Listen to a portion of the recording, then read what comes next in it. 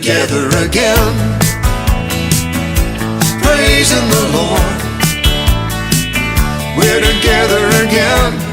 So mga katablers, ito yung papuntang taas mga katablers. Winter kasi mga katablers, dami ng suot ko mga katablers kasi sobrang lamig. 3 degrees yung napakalamig mga katablers. Puntahan natin mga katablers dito sa taas mga katablers.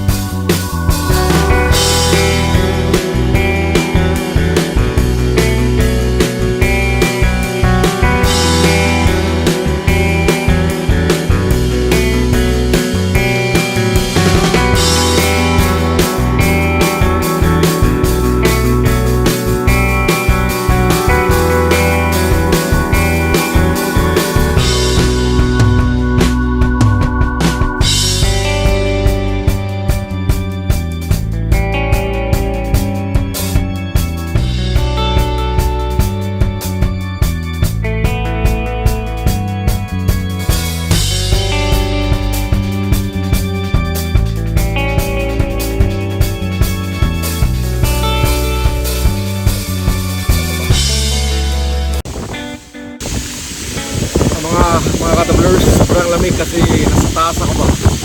Grabe sobrang lamig mga katablers. Parang mag-ice na siguro mamaya. Kasi sobrang lamig tapos yung hangin napakalakas. Ito mga katablers no. So yung barko mga katablers, matapos siya 3 weeks at saka 1 month. Tapos na yung barko na yan pag may maraming time. So yun mga katablers, dito tayo sa taas mga katablers. Ang ganda, sobrang malakas yung hangin. So dito tayo sa taas mga katablers. Ito yung ginagawa mga katablers dito sa shipyard dito sa Japan. Sobrang lakas ang hangin mga katablers, super lamig.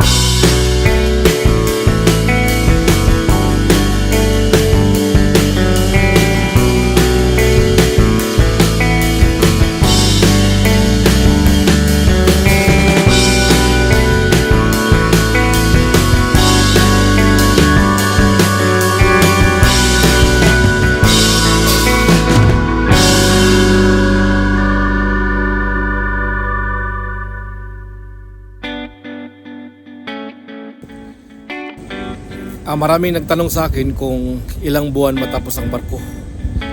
Dito mga katablers, matapos ang barko 3 weeks pag sobrang overtime. So 1 month tapos na yung barko dito. Pag ready yung overtime, 1 month tapos na. Tapos may mga interior pa sa loob, yung pintura.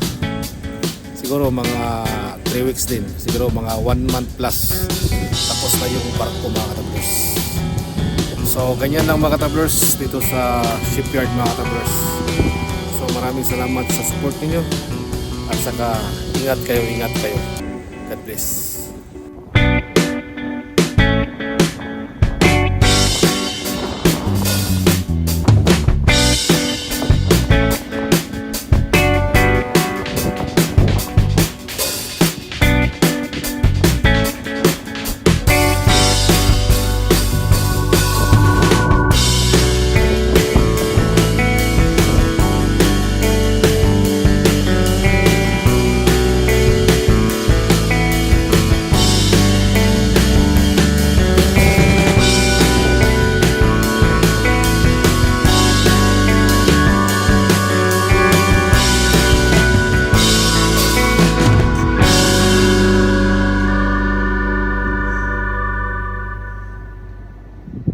We're together again, praising the Lord. We're together again,